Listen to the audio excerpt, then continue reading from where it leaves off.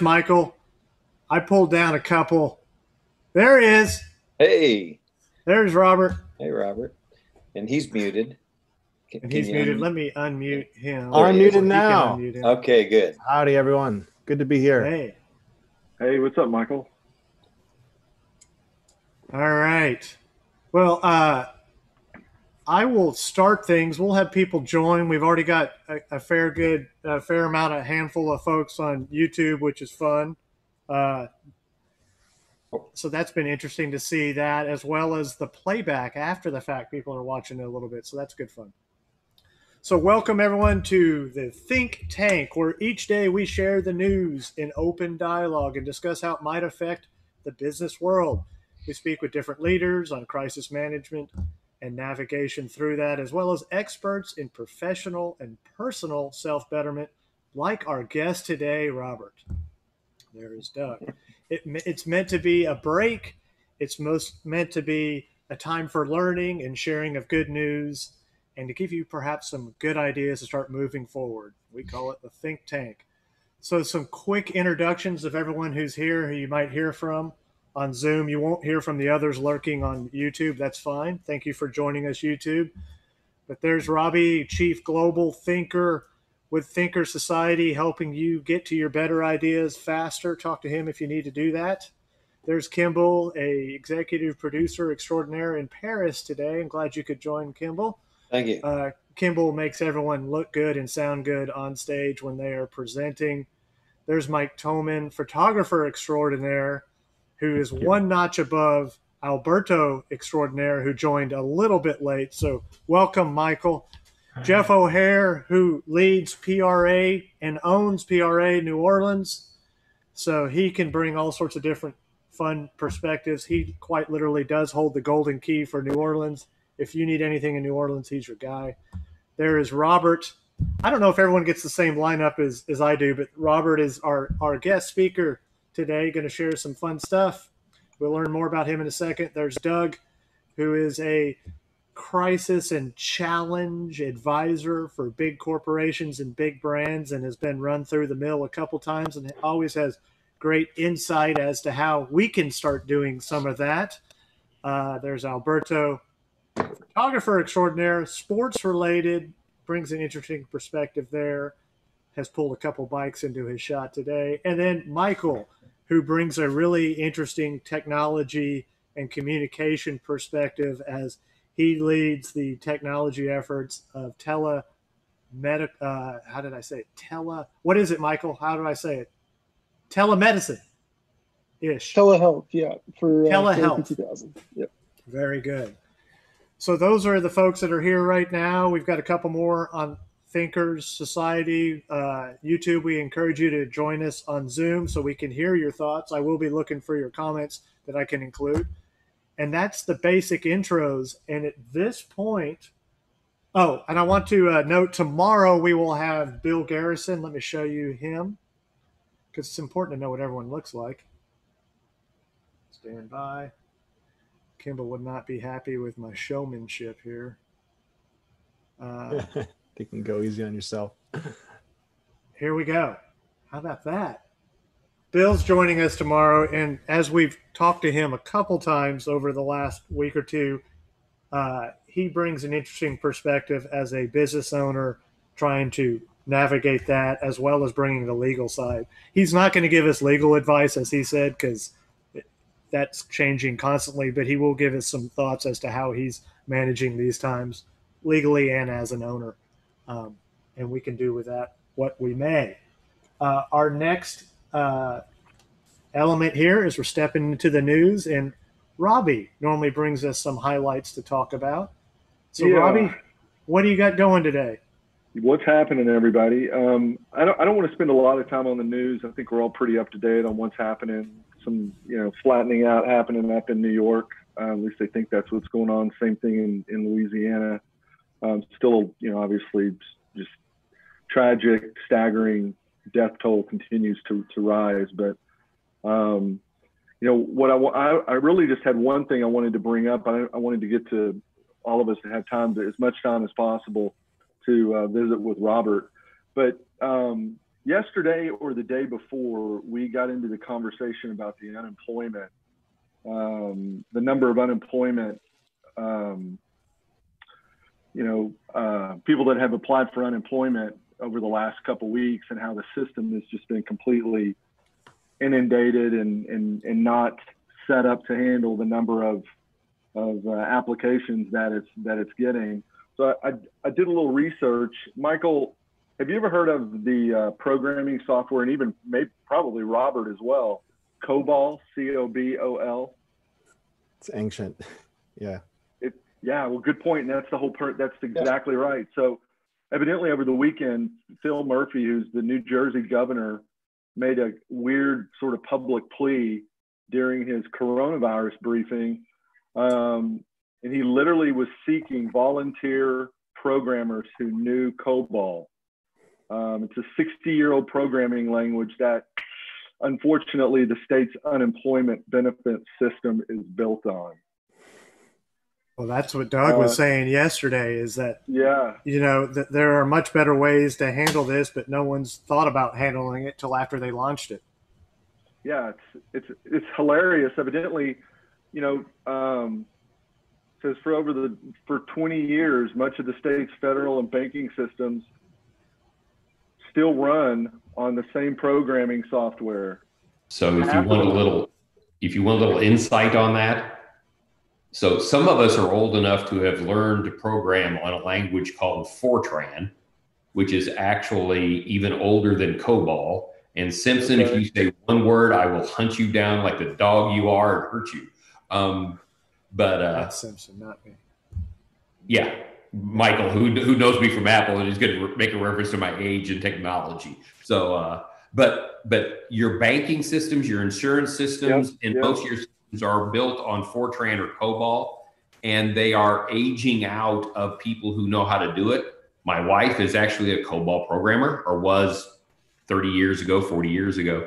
So his plea on that is a very, very real concern, not just coronavirus, but I could tell you a whole bunch of really fascinating stories about that. But that's what that is. It's an old program that was built around IBM mainframes of the 3700 or 370, vintage. Yeah, it's staggering. It's crazy. Half of the world, as you just indicated, half of the world's banking systems are designed around written in COBOL. Yep. And then 80% of card processors still use that code. Yep. Absolutely true. Tell your wife, though, that if she's interested, the scarcity of COBOL programmers has led to an increased interest in startups like COBOL Cowboys, made up of older, experienced programmers. Anyway, I mean, it just is reading through that. It's crazy to think, and we've talked about it a number of times, how many things or what's going to happen when we come out of this. This is a great opportunity for us to move forward. Terrible situations, but hopefully we can learn from it and improve and create systems that are, maybe a little bit better to deal with. Well, and it's interesting because you can say this about, the government. The same thing happens in the private sector as well. And I've dealt with it with some clients that I do some consulting for as well.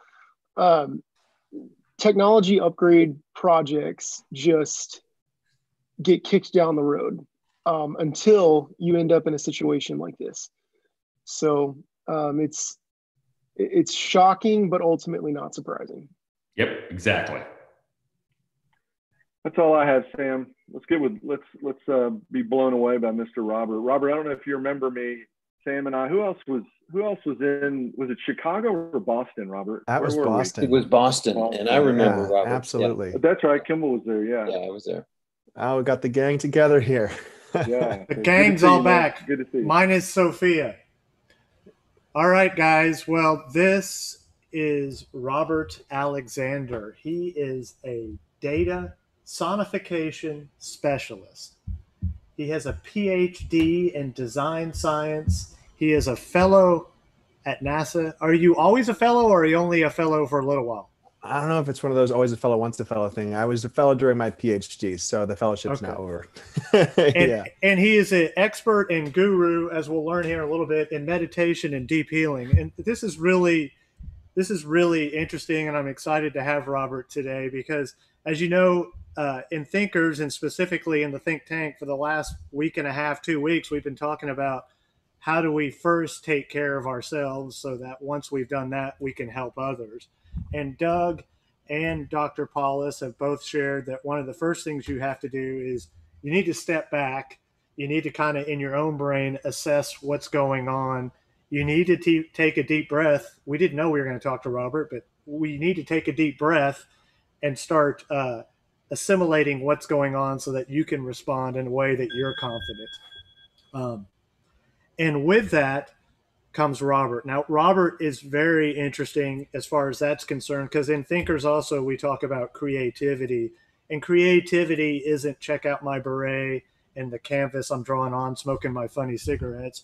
It's applying unique solutions and ideas that you've perhaps used in other venues or other areas in a tried, true fashion in a new way to come up with different results. So Robert is going to share with us today, but he's combined technology because he's a major technologist. He's a major musician and experts in sound design. And then he brings this crazy science element to it as well. So combining all of those into one is what we're going to learn a little bit about today. So with that, I would like to first invite everyone, if you have not, to go look for the Breathscape app on the App Store and download that, because that's one of the cool things we'll be talking about. And also give a nice review once you've learned how awesome it is. And with that, I'd like to introduce Robert. Robert, thank you for joining us. Yeah, it's such a pleasure to be here. Thanks for having me on. And hats off to you guys for taking this moment to really go deep into that self-care conversation about, putting ourselves first and our emotional realities, because it can be a tendency to try to hyper intellectualize. But this is a space that I feel is really grounded and that hits cutting edge issues that are on the collective consciousness right now. And it's not detached in any way. It's so connected, and I so appreciate that. So it's really a vital conversation and a vital space to be in. So we're going to talk about this new technology that basically it's really cool. It transforms breath to music and helps us start achieving what we were talking about prior, where we step back and we can kind of go into a short but deep relaxation. And so, you got to start with how did you come up with this? Where did this come from? Yeah. How do you become an expert on this sort of stuff? Yeah, absolutely. I think through a lifetime of serendipitous occurrences, because I was working on my PhD in design science. As you mentioned, I was a NASA fellow working with researchers at Goddard Space Flight Center. And I felt like I had everything pretty much figured out. And then I'd wake up, I'd hit the gym, I'd go to my classes, do my research, hit the library, come back, go for a run. I had the routine down. I was eating healthy, drinking the smoothies. Like I had all the boxes totally checked, right? And then I was diagnosed out of the blue with this medical condition that totally just sideswiped me. And so my quality of life suddenly just completely, boom, it hit the floor. And I couldn't exercise in the way that I used to anymore. And I had to find a way to still keep that level of homeostasis and that level of balance. Because for those who have a very active exercise regimen, you know that sometimes you get a little stressed and you're just like, whew, you hit the gym or you go for a run and you come back and you can feel like a different person at the end of that. I didn't have that anymore, but the demands on my time were still huge. I was finishing up a PhD. So I'd heard about this meditation thing before. I'd sat and, my legs got a little uncomfortable and I thought back on it and I was like, what was that really all about? What was that? And so now I went back to it and I checked out some of the books I'd checked out before. I checked out some resources on YouTube. I got curious and all of a sudden it started to make more sense. I started to connect and just be with all the emotions that were in my body. And it just felt like an entirely different experience for me. So after my PhD, I just went and I started traveling. So I had lived in Hong Kong, I lived in Bali for 6 months. And I just wanted to dive into everything that I could to just, acupressure, acupuncture, massage, cognitive behavioral therapy, Eastern approaches, Western approaches, you name it, I tried it. And the thing for me that I found was such a profound experience. And you can imagine, I'm like there in Bali, there's this place called the Pyramids of Chi. It's like out this place floating on the water. It's crazy. You go in and they're playing music. You all breathe together. And after about an hour and a half, everyone sits back up. Half the people are bawling, crying, having these profound emotional releases. And, during that an hour and a half long session, I had all this amazing stuff happen, like this forgiveness from, my father for all these different things. And I felt like I emerged this different person. And I thought, holy shit, this is something very new and very different. And so Ben Collins was the chief designer with the College of Engineering for their websites and for their apps. And he was a good buddy of mine. And so during my PhD, I'd also been really investigating the connection between data and sound. Originally, I've been working with the sun, but what I did was I unplugged the sun, plugged in the breath. And so now, rather than a solar wind data stream deciding what the sound's going to sound like, it was now my breath controlling sound in real time. Let me pause you for 1 second, because in doing a little more research on who you were, besides just a fun guy to hang out with, I did run across your TED Talk, talking how at NASA, how you were looking at the sun, and not just isn't it pretty and all that, but actually looking at the winds and around that, and applying audio, I guess, to those data points, which in the end made really beautiful music. So you guys should YouTube, if you haven't already, Robert and his TED Talk where he talks about that, because that's fascinating as well. Sorry. And then there's another cool little side note on that. So my research also involved taking the data archives and digging through them to find interesting features. I'd written up some code to turn the data archives from NASA into sound. And so right now, they just released the code on their data servers. You can go to C2Web and you can listen to any NASA mission as audio now. So for like the hyper nerdy enthusiasts, like go listen to all the NASA data. It's available. Okay. Yeah. Anyway, that's a little side tangent, but definitely when you think about what it means to listen to data, our ears are these really high resolution pattern detectors and spectral analyzers. Like they just give you information that nothing else does, right? Like if I was trying to tell you about like a Beatles album you hadn't heard before or anything, I could tell it could tell you to 1,000 different ways. I could be like, oh, the drums are great and Paul sounds like this, but you just have to hit play and listen to it. There's this fundamental connection that we have with the world of sound that we can't get through any of our other senses. And so through the NASA work, we actually published new research on the origins of where all the energy on the sun comes from by listening to the data, because we're able to zoom in and pick out things that we hadn't noticed before. And so if you think about, we used our ears to learn new things about outer space, then this becomes, we're now using our ears to learn things about inner space. So we're taking these slow, deep breaths. The sound generated from our breaths is constantly bringing awareness back to ourselves, back to our bodies. And through that loop, which is called the biofeedback loop, we're constantly just coming back to the breath, relaxing. And I'd even love to just do like a little experience with you all, because I'm a person where I don't like to just talk about a thing, when really we can just do it in like 30 seconds and you can feel it. Okay, let's do it. Awesome. So if everyone, wherever you're sitting, just kind of like feel yourself, feel your butt in the chair. Remember you have a butt, whatever it feels like for your back to be on the chair, just like kind of feel your body, and then put a hand on your chest. Yeah. So go ahead and just notice how you're breathing right now. Notice is your chest rising and falling at all. Now what I want you to do is take your other hand, put it down on your belly. Notice is your belly rising and falling. So what a lot of people do is chest breathe. This is a lot less effective at transporting blood gases, particularly when we're upright. Now, if you take a deep, slow breath into the hand on your belly now, so breathing in, let the belly fill up and expand, and then just relax on the exhale. Just relax and let it fall out. So again, we're going to breathe in slowly into the belly. Hand on the chest should be still. In, straighten up the spine, and just relax. And let it all fall off. So I could see the shift in you, Sam. I can see the relaxation moving through your body. And this isn't like woo-woo, it's not pseudoscience. There are volumes of research on the connection between our breath and the autonomic nervous system, the sympathetic, parasympathetic nervous systems. So what happens is, in the modern day, It's almost as though we've all got these really nice souped up cars. We're used to driving really fast, but we don't know how to use the brakes. Taking a slow, deep breath like that activates our parasympathetic nervous system, which helps us to put on the brakes. So imagine, like you've got a nice Tesla or something. I don't know if you've ever like been in one of those when it accelerates, you're just kind of like pushed against the back of the seat. Like it's exhilarating. But imagine if you've been used to driving on straight roads your whole life, right? And so everything's kind of fine. You're used to zooming. But with a time like right now, there's suddenly more curbs in the road.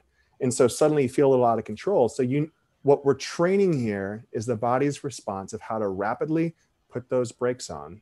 And so the app, Breathscape, turns the breath into music and helps you just slow it. There it is. There it is, my man, Sam. Thank you. My veritable Vera White. Vanna White. Anyway, so the app transforms the breath into music in real time. And what the app does too, or I think the whole goal here is to slow your breathing. Is that right, Robert? Yeah. And with that comes all these other benefits. So, I mean, what is the benefit of slowing your breathing? Yeah, absolutely. So thanks so much for pulling up the app. You can go on the App Store right now. It's free on iOS, totally free. So I'm just going to start up. I just hit start on a session. So it's loading up on the screen right now. And I just kind of want to show you when I place the app against my body here and I breathe out. I'm going to breathe in now. And then breathe out. So you see the circle as I breathe in. And then breathe out. So this technology immediately calibrates to your breath, and it's sensitive enough that it picks up your heartbeat, but it just filters that out. And so turns the breath into music, guides awareness back to the breath. And the mechanism that slows the breath down is as simple as just you becoming aware of your breath, because so often we're just out in the world, we're not even aware. Can I ask, so does the genre of music reflect what's going on inside, or is it, I mean, how do you know? I mean, yeah, I was wondering if like inside me, I've got AC/DC going on. Yes, you actually do, and I can hear it when I look at you. But no, a thing about the app that's nice is that you can go and you can customize the sounds. We're releasing it with 3 different experiences. They're ambient. We actually have music from the sun experience built in that includes some of the audified, sonified data from the sun. And then there's a third experience that includes sounds of rain, some gentle layers that just kind of trigger little bell sounds with the breath. And then inside of each experience, you can bring in and out different sounds. So any one of those, like you could say, I just want to listen to the wind. I just want to listen to wind chimes. I just want to listen to bells, or maybe just voices. So you can customize each experience to make it your own. But what makes the music truly customized to you is that with sonification, your breath becomes like the conductor of an orchestra, meaning that if you don't breathe and you just sit there, the music is just static. Nothing happens at all. And so that as soon as you start to breathe, that's what gives motion, and that's what brings life to all the different sounds. And that's what then makes it really personalized to you. And then Robert, let me jump in real quick, because I was pinging him earlier on some things. So great, this is really awesome. How is this different? And I kind of thought this, and tell me if I'm stepping out of school here, Robert, but every other meditation sort of app or mindfulness app is basically a one-way, do this, you're thinking this, you're doing this, and there's no feedback. And the app does not change to how you're responding or how you are in that moment, in that state. This is so unique in that it is sensing you on multiple different levels, and it's creating that audio sphere around you based on that, which is this symbiotic thing back and forth. Look at your body talking to the music and the music talking to your body. Absolutely. And that's that biofeedback loop. And then we're patent pending on this technology because we have a measurement of someone's respiratory patterns and respiratory rhythm. The phone then has some understanding of like, hey, did your breath just speed up? And then that can be an indicator of, oh, this person just became distracted. So then in the future, custom guidance will be provided based on your respiratory rhythm. And at present, right now, we already have algorithmic guidance baked into the experience. But let's say that your breath starts to speed up, then you get more of the voice speaking to you. And our whole goal is to provide this experience whereby it feels like there's someone who's sitting there with you who understands how you're feeling and is speaking specifically to you in that moment, rather than something that's just totally pre-baked and you push play and it's going to be the same every time. So we want something it's like Alexa. to you. It's like Alexa is responding to you based on the feedback that your app is getting, and it tells you what to do based on that. Absolutely. And coming out of the gate, we've got Beth McKay, and she does a lot of really beautiful guided mindfulness recording stuff in the education space, but her voice is just super soothing. So a little bit more. Yeah, Alexa's pleasing. A little, yeah. I know. But so, yeah, Robert, yeah. Another question. Sure. Is this a session type experience, or is this sort of a daily monitor that you just have in your earbud as you go through your routine? I don't get that. Okay. Sure. So this is more of a session type experience. Moving forward, we're going to build more of an ecosystem so that you can have some sort of peripheral that you're always wearing.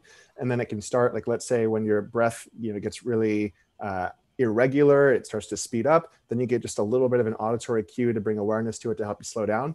Right now, it's more designed that you just find a moment, you recline a little bit, or you go and lie down, you do a session. But what's beautiful about this experience is that it starts to re-habituate the body, because we've spent our entire lives breathing in our chest, or just maybe not breathing as deeply as we could, or not breathing as slowly as we could.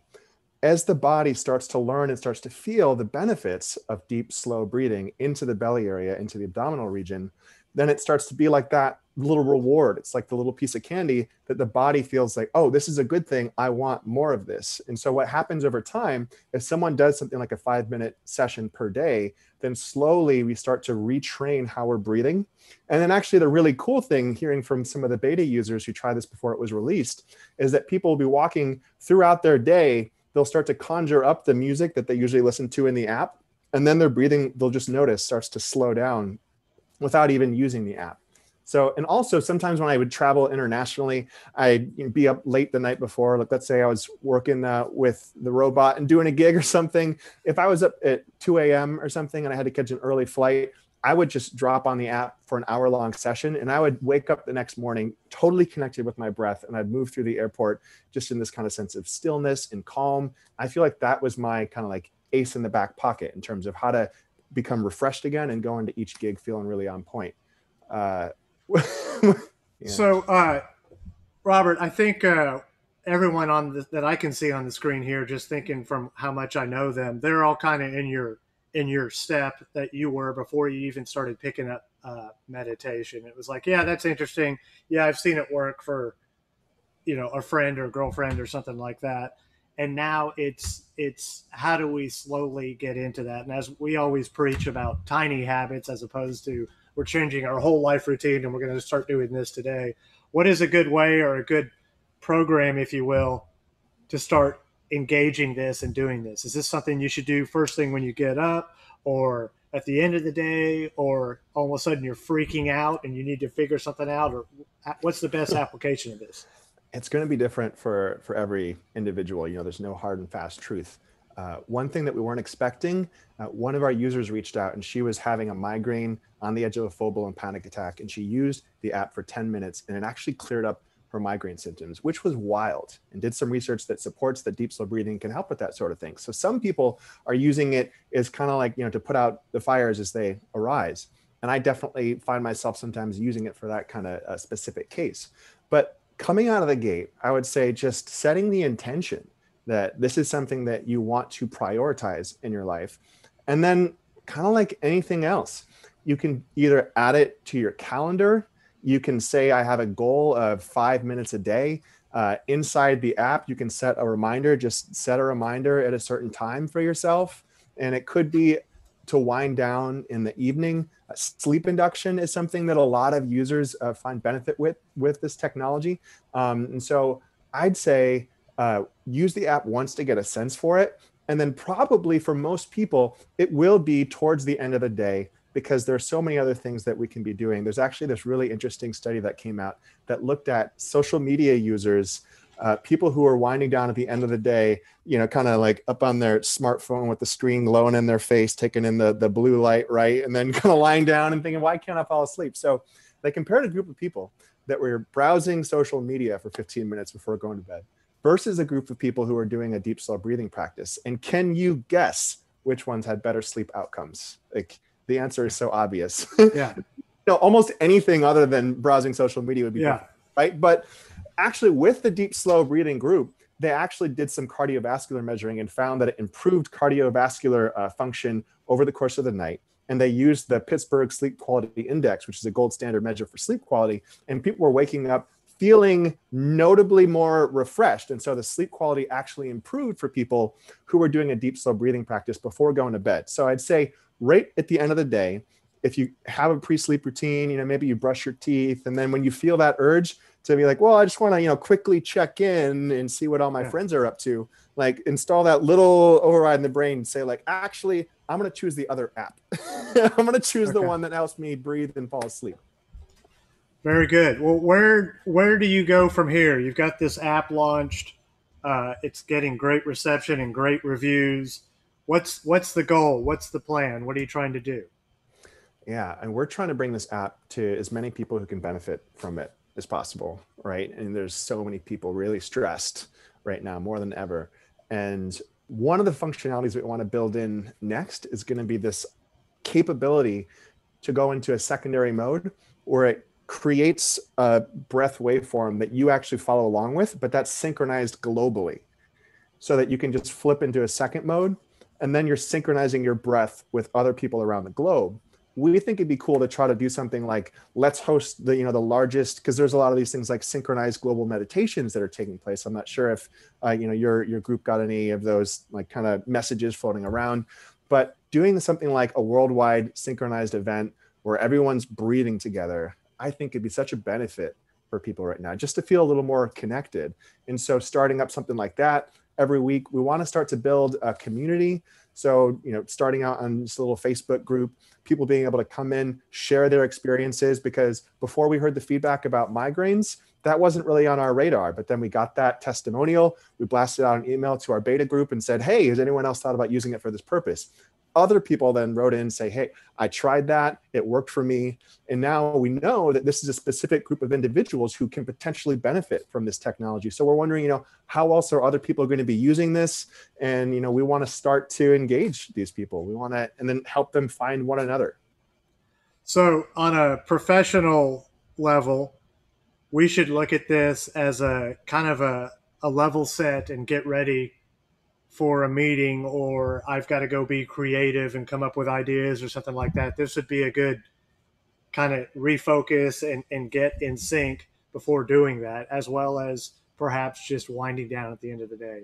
Would you say that's fair? Yeah, absolutely. One of the things that I think, there's this whole understanding around incremental versus entity learning theories. And the modern translation of that is like, do you have a growth mindset or a fixed mindset? Okay. And so just like the quick primer on that is, when you grew up and you did great on your arithmetic, hey, it's like, I got a 10 out of 10. And did your parents say, great job, you did good because you're good at that? Or did they say, hey, you did a great job because you tried really hard? And it might not seem like it's a huge difference, but where it fundamentally breaks down is when that person starts to then not get the 10 out of 10, they get the 9 out of 10, the 7 out of 10. How do they respond to that stress? Resilience comes when the mind kicks in and says, you know what, I can actually do this because I got here by working hard, and I can get my ass back in gear and I can get that 10 out of 10 on the next test, right? And so just even having that mindset of like, this is something that I'm capable of, can change everything. Okay. And so with something like a breathscape experience, people will have these ideas like, oh, I'm not creative, or I'm not a meditator, or I'm not into that kind of thing. Like, oh, that's for those other people, those people out there hugging trees and, eating the granola, or just like, they just kind of have this kind of idea in their mind of like, oh, that's for that person. This, I think, provides a really beautiful entry point, where a deep meditative practice can be as simple as breathing. And a former monk, Andrew Saloni, actually met him out in Bali. He's like one of the founders of the vegan food movement, like beautiful, beautiful human being. So he integrated this technology into his practice. He was a monk for, I believe, 7 years. One of the things that he shared that I really loved is he said, what a wonderful age that we're in, that this kind of technology can help to take people really quickly to a place that would otherwise take years for people to get to. Huh. Well, very good. Any questions from anybody besides Kimball? Kimball, you had some good ones there. No, let me see. And we're good on YouTube. All right. Well, I will. Can I ask a question? Yes, here comes Mike. Awesome. Albert and Sam know me a little bit, and they know that I sweat like a hooker in church when I work, and I don't know where that comes from. I mean, I can be stressed. It can be a really fast-paced project, or it could be outside in December shooting architecture when I'm by myself and just but I can sweat better than anybody, and I don't know if that's breathing, and I don't know if that's just focus or if it's just. But a friend of mine's like, yeah, you have to go to the dermatologist and he'll give you a pill and it will cut it down, but it won't quit, because he does the same thing. And I'm like, I don't know, maybe I just need to relax. Prayer helps a little bit, but it's not always top of mind. But if I do this before a gig, will that, have you heard any, things about cutting down the perspiration? Now, when it comes to perspiration, I can absolutely 100% definitively say that I do not know if it will cut it down. Okay. I'll let you know. I'm gonna do it and let you know. Here's the thing. Yeah. The best way to know is to try it. What would be wonderful, just like I talked about that migraine use case, is that if you do try it and then you provide that feedback, who knows who else in the world is having that same experience that you are, and then maybe this can help to benefit them. But I do think that decreasing your stress levels and building up that sense of resilience is a net benefit regardless. So give it a try. Thank you. Yeah. All right, everyone. If you haven't checked it out, do go check it out. Do download it. Do use it, and do give Robert a review.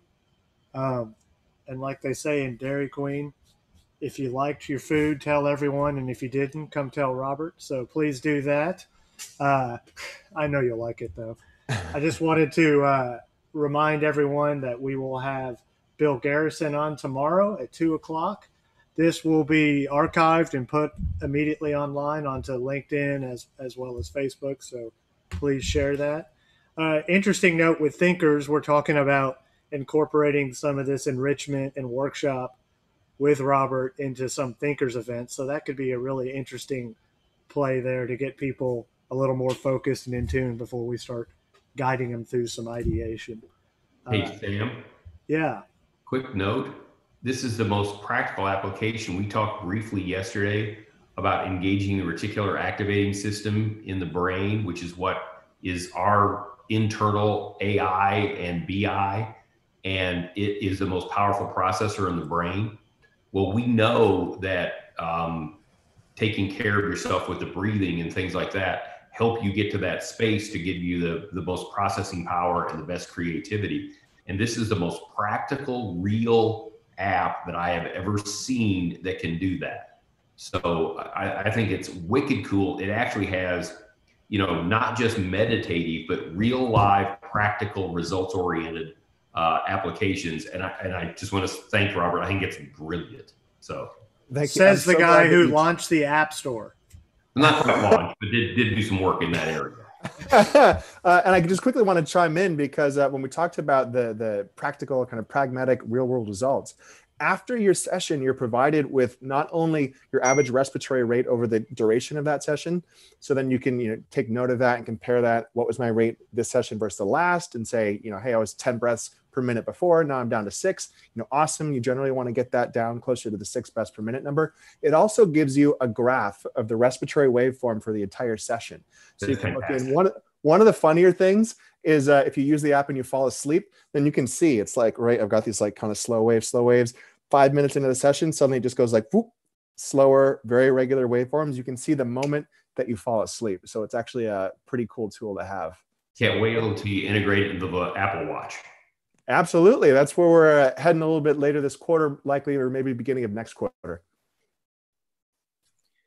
Now, all right. I have to just share one more picture. There's Robbie talking to Sophia. Robert, I'm wondering, you haven't worked on Sophia yet with this, have you? No. She hasn't learned to do this yet. No, she hasn't. But yeah, there's the Loving AI project, which was headed up by Julia Mossbridge. So Sophia has done a little bit of work in that guided meditation space for sure. Okay. Yeah. Good. Well, very good. And another note too, we did speak with Jessica Micheletti, Yeah. who really works with mindfulness and movement, as well as some sound design, more And live music, sound design. music Yeah. and breathing. Yeah. Yeah. So she's going to join us next week. So there could be a really kind of cool marriage between both of these. So please do join us for that. But as we Thanks. wrap up It was fun. here, I remind everyone to,